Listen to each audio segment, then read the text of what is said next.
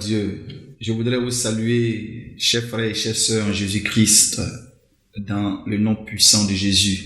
Soyez bénis et que la grâce de Dieu soit votre partage. Ce matin, je voudrais partager la parole de Dieu avec vous et je voudrais que nous puissions regarder un texte biblique dans le livre de Jean, le chapitre 8, le verset 1 au verset 11. Je fais la lecture de la parole de Dieu. Jésus se rendit aux montagnes des Oliviers, mais dès le matin, il se rendit de nouveau dans le temple.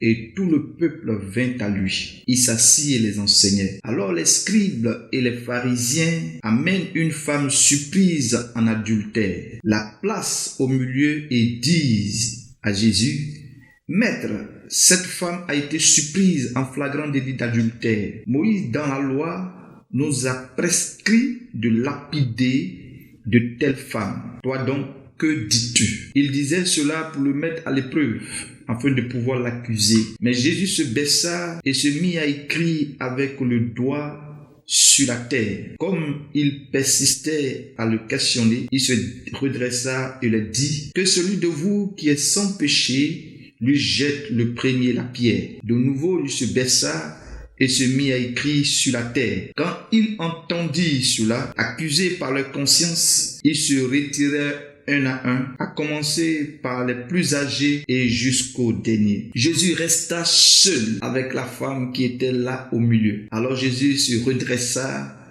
et lui dit: Femme, où sont tes accusateurs? Personne ne t'a condamné? Elle répondit: Personne, Seigneur. Et Jésus lui dit: Moi non plus, je ne te condamne pas. Va et désormais ne pêche plus.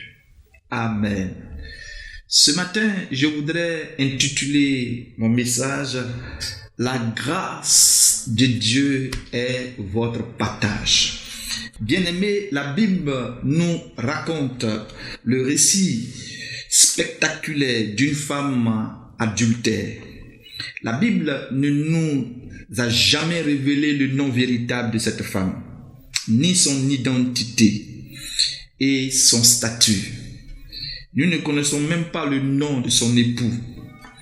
Nous ne savons pas grand-chose au sujet de cette dernière. Tout ce que nous savons, bien-aimés, c'est qu'elle a été qualifiée de femme adultère, de femme pécheresse. C'est ce que ce passage nous révèle.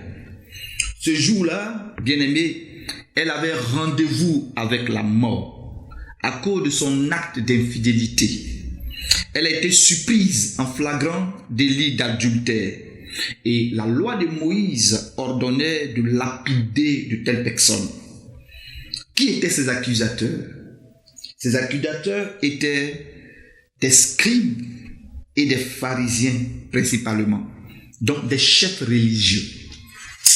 Elle a été exposée sur la place publique au milieu d'une foule de personnes humiliées, honnie, afin d'être jugée et finalement être condamnée. Mais ce jour où la mort était à ses trousses, la Bible dit que ce jour-là, Jésus, notre Seigneur, a délivré cette femme de la mort. Jésus, notre Seigneur, a délivré cette femme de ses accusateurs. Jésus, notre Seigneur, a délivré cette femme de l'esclavage du péché. Bien-aimés, les choses ont tourné en sa faveur. Les circonstances ont subitement changé à l'avantage de cette dernière. Gloire à Dieu. Pendant que la loi mosaïque autorisait sa condamnation, la grâce de Dieu autorisait sa justification. Alléluia. Dans la loi mosaïque, l'âme qui pêche est celle qui meurt. Sous la grâce, il est dit ceci, que le salaire du péché, c'est la mort, mais le don gratuit de Dieu, c'est la vie éternelle. Là où le péché abonde, la grâce de Dieu surabonde. Gloire à Dieu. Quel contraste y a-t-il entre la loi et la grâce? Nous voyons bel et bien ce contraste-là au niveau de ce passage-là. Cette femme a été bénéficiaire de la grâce de Dieu. La grâce de Dieu a été son partage. Elle a été délivrée de la mort, délivrée du jugement et de la condamnation. Cette femme a été délivrée du péché d'adultère et du péché sur toutes ses formes. Cette femme a été délivrée de ses accusateurs, pardonnée et justifiée par la grâce à notre Seigneur Jésus-Christ. La grâce de Dieu a apporté à cette femme la vie en lieu et place de la mort. La grâce en Jésus-Christ a apporté à cette femme la justification en lieu et place de la condamnation. La grâce de Dieu a apporté à cette femme bien-aimée la transformation de sa vie. Alléluia. Gloire soit rendue à Dieu. Elle a été recréée en Jésus-Christ. La Bible déclare dans 2 Corinthiens, le chapitre 5, à partir du verset 17, que si quelqu'un est en Christ, il est une nouvelle création. Les choses anciennes sont passées. Voici, Dieu fait toutes choses nouvelles. Bien-aimée, cette femme est devenue une nouvelle création. Elle est devenue une nouvelle personne. Elle appartenait maintenant à une nouvelle espèce de gens humains. Gloire à Dieu. Vous qui m'écoutez, l'histoire de cette femme est certainement la vôtre.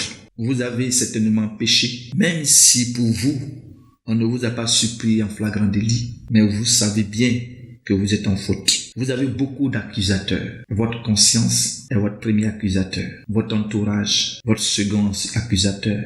Et parfois même, ceux-là même qui sont censés vous diriger comme berger et vous guides, alors spirituels, sont aussi vos accusateurs. Bien-aimés, votre culpabilité vous ronge à l'heure actuelle. Dans cette situation, vous avez peut-être connu l'humiliation. Vous avez peut-être connu la honte. Vous avez peut-être connu le rejet. Vous avez peut-être connu le mépris des hommes, la méchanceté des hommes. Dans cette situation, vous avez perdu toute foi, toute espérance, toute paix intérieure et le sens réel même de la vie. Personne ne semble vouloir vous aider et vouloir vous comprendre, certainement. Vous êtes désespéré, désemparé, réduit au silence. Vous avez perdu votre dignité d'homme et de femme. Votre témoignage est sapé, certainement. Bien-aimé, ce message que je délivre est pour vous. La grâce de Dieu est votre partage. À partir de cet instant et à partir d'aujourd'hui où vous m'écoutez, elle vous délivre à l'instant même de la culpabilité. Elle vous délivre à l'instant même de la tristesse. Elle vous délivre à l'instant même de l'amertume. Elle vous délivre à l'instant même de la vengeance. Elle vous délivre à l'instant même du péché. Elle vous délivre à l'instant même de la mort, bien-aimés. Tout acte que vous avez commis à cet instant vous est pardonné par notre Seigneur Jésus-Christ. Là où la loi vous condamne, la grâce de Dieu vous accorde la justification. Alléluia. Oh, sois glorifié notre Seigneur. Recevez cette grâce aujourd'hui pour le pardon de tous vos péchés, frères. Recevez cette grâce aujourd'hui dans le nom puissant de Jésus-Christ de Nazareth. Écoutez-moi très bien. Lorsque nous considérons le verset 10, Jésus alors s'adressa à cette femme et lui dit: Femme, où sont tes accusateurs? Femme, où sont tes accusateurs? Personne ne te condamne? Femme, où sont tes accusateurs? Écoutez-moi très bien. Là où la grâce de Dieu est manifeste, bien-aimé, le pardon des péchés est accordé. Là où la grâce de Dieu est manifeste, il n'y a plus d'accusation, il n'y a plus d'accusateur, il n'y a plus de condamnation. Là où la grâce de Dieu est manifeste, il y a la vie, il y a le salut, il y a la justification, il y a la joie, il y a la paix, il y a la transformation, il y a la régénération, il y a la délivrance de vos âmes et la guérison de vos corps. Alléluia. La guérison de votre être intérieur. Une nouvelle page s'écrit pour vous, cher ami. Jésus vous réécrit et je vous réécris votre histoire. Lorsque nous considérons le verset 11, la Bible dit ceci. Elle répondit, personne, Seigneur. Et Jésus lui dit, moi non plus, je ne te condamne pas. Va et désormais ne pêche plus. Va, désormais ne pêche plus. Va, désormais ne pêche plus. Bien-aimés, vous voilà le sens véritable d'une réelle repentance. Des paroles qui conduisent à une repentance véritable. La repentance, c'est le fait de se détourner du mal et se tourner vers le bien, vers le Seigneur. Voici ce que vous êtes appelés à faire maintenant, vous qui m'écoutez. C'est de vous repentir sincèrement. C'est de vous repentir sincèrement. La vraie repentance valorise la grâce de Dieu dans votre vie. La vraie repentance valorise la grâce de Dieu à vous accorder. La Bible dit que ce que Dieu veut, c'est votre sanctification.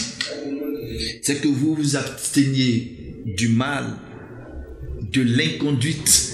Vous vous absteniez alors de l'immoralité. Cher ami, valorisez la grâce de Dieu dans votre vie, dans votre conduite. Valorisez la grâce de Dieu au travers de votre manière de vivre.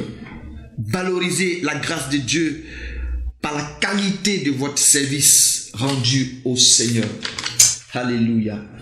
Jésus lui dit, va, désormais ne pêche plus. Allez, vous êtes libre.